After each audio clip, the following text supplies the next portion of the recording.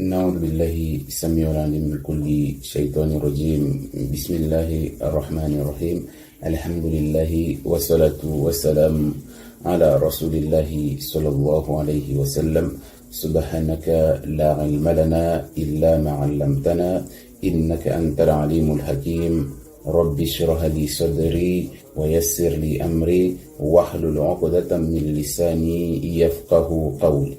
اللهم إنا نسألك علما نافعا ورزقا طيبا وعملا متقبلا. ربي زدنا علما. السلام عليكم ورحمة الله وبركاته. Nous allons parler aujourd'hui du pervers narcissique dans notre communauté. D'habitude, on en parle en général, mais on va dire dans notre communauté. Le pervers narcissique, c'est un fléau, l'ennemi public numéro 1 entre tous. Donc c'est l'ennemi numéro 1 du bien. Voilà. Le pervers narcissique a un comportement nuisible, qu'il s'agisse d'une femme ou d'un homme. Cet homme ou cette femme a un amour propre démesuré. Elle se rend compte de rien. Ils aiment afficher leur réussite et sont très vaniteux autour d'eux. Et par la même occasion, dénigrent son entourage et s'inventent une vie qu'il ou elle aurait aimé avoir.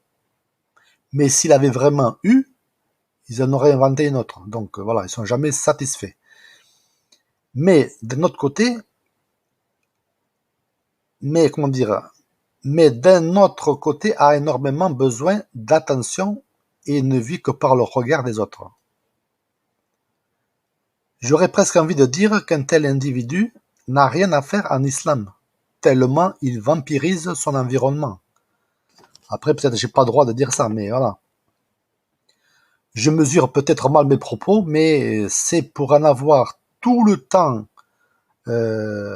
voir les gens comme ça qui s'incrustent, qui cherchent à s'incruster dans ma vie, que je dis ça. Où que j'aille, il y en a toujours un. Ça, donc, ça n'engage que moi. C'est une vraie plaie au quotidien, en restant courtois. Ils partent pas car ils comprennent rien. Ils se sentent pas visés. Je vais vous dire la vérité, j'ai plus le temps pour ces gens-là. Je préfère consacrer mon temps à ceux qui le méritent. Voilà. Sachez que ces gens-là sont influencés par les shéatines et servent d'intermédiaires pour les alimenter en énergie pure, pas trop forte, qu'ils pompent autour d'eux. Ces personnes ne se mettront jamais à la place des autres, quoi qu'il arrive. C'est toujours la faute des autres, jamais la sienne. Puis, puisque pour elle, cette personne, elle est la plus parfaite, il n'y a pas mieux, et c'est pas la peine de lui faire comprendre quoi que ce soit. Et même en donnant raison à une telle personne pour vous moquer d'elle, mskina, elle verra même pas qu'on se moque d'elle. Ces gens-là, ils mentent constamment, car ils ont une vie de galère en vrai. Si ces personnes se retrouvent face à elles-mêmes, c'est une catastrophe. Ces personnes ont toujours besoin de quelqu'un pour se vanter, les dénigrer ensuite, donc et compter sur ces personnes pour des services. Voilà, c'est trois choses. Dans leur vie, ils ou elles détruisent en moyenne 2 personnes dans leur vie. 2-3. Le pire, c'est si ça se passe dans une même famille. C'est encore plus lourd à gérer pour les autres membres. Les personnes sont toujours en train de faire culpabiliser les victimes, même si c'est leur faute. Mais pour eux, ils n'ont pas fait de faute. Donc ces personnes ont eu dans leur vie un traumatisme ou une violence physico-morale pendant l'enfance ou a eu une famille dysfonctionnelle, même si elle ne s'est jamais rendue compte. Ce qui l'a poussé à se créer une bulle pour se protéger des autres, mais se venger aussi sur les autres après. Les musulmans sont tout autant concernés par ce mal que n'importe qui. Hein. C'est pas une question de religion. Hein. Sachez que notre religion n'est pas compatible avec ce type de personnalité. Le musulman ne doit pas afficher sa réussite ni ses affaires de valeur aux autres. Parce que ça les rabaisse les autres aussi, ceux qui sont plus pauvres. Donc les musulmans doivent garder à l'esprit que le seul à lui donner la subsistance, c'est Allah. Un musulman ne dénigre jamais ceux qui l'entourent.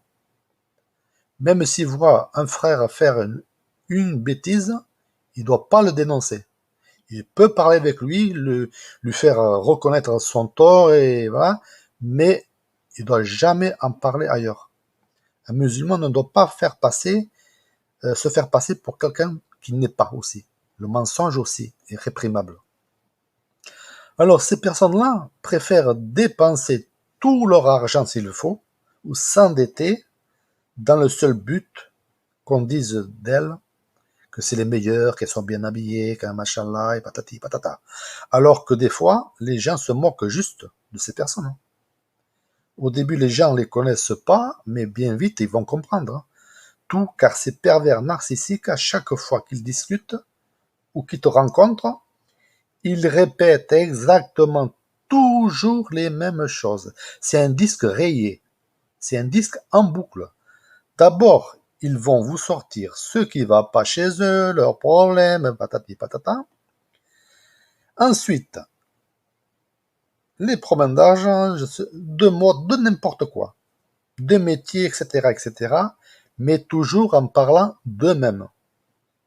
Ces pervers narcissiques sont énormément attirés par les houris, sans même comprendre pourquoi et sans le savoir. Mais avec les houris, c'est juste pour se recharger spirituellement. Et quand ça va mieux, ces houris-là, ils vont les dénigrer, les salir et même les détester jusqu'à la prochaine fois. Comme si rien n'était, ils vont revenir. Car les pervers narcissiques savent au fond d'eux-mêmes que le zouri pourrait découvrir et annuler dans les rêves ce que les gens peuvent leur faire. Le pervers narcissique ne se sentira jamais concerné, bien sûr, et pour déstabiliser le zouri, celui-ci dira que c'est vert quand ça sera blanc, et verra la réaction.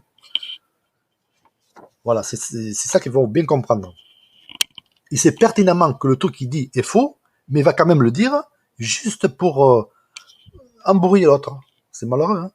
Si le zouri s'en fout, ça le tue. Il peut tomber malade. Puis, puisque c'est sa source d'énergie, sa victime, quoi. Et s'il lui donne pas ce qu'il attend, il est malade. Le pervers narcissique va donc se retourner vers sa deuxième victime, ou troisième, provisoirement, en attendant de voir. Donc, regardez mon autre vidéo sur le sujet. Là, je développe beaucoup plus le sujet. Là, c'était juste pour dire que l'islam n'est pas trop compatible avec ces gens-là et qu'il faut couper les ponts de suite. C'est pas leur faute, mais vous n'y êtes pour rien non plus. Hein.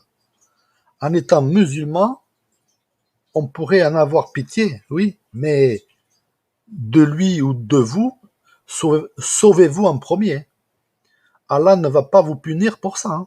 Ça, je vous le garantis. Hein. Aucun fardeau insurmontable ne doit être mis sur vos épaules. Et le pervers narcissique, c'est que ça. Un poids continuel sur vos épaules. Dès que vous allez entendre le téléphone sonner, vous allez sursauter, vous savez que c'est lui. Vous pouvez pas vivre comme ça. Donc il faut laisser tomber. Qu'Allah nous dévie de toutes ces personnes mauvaises. Amin.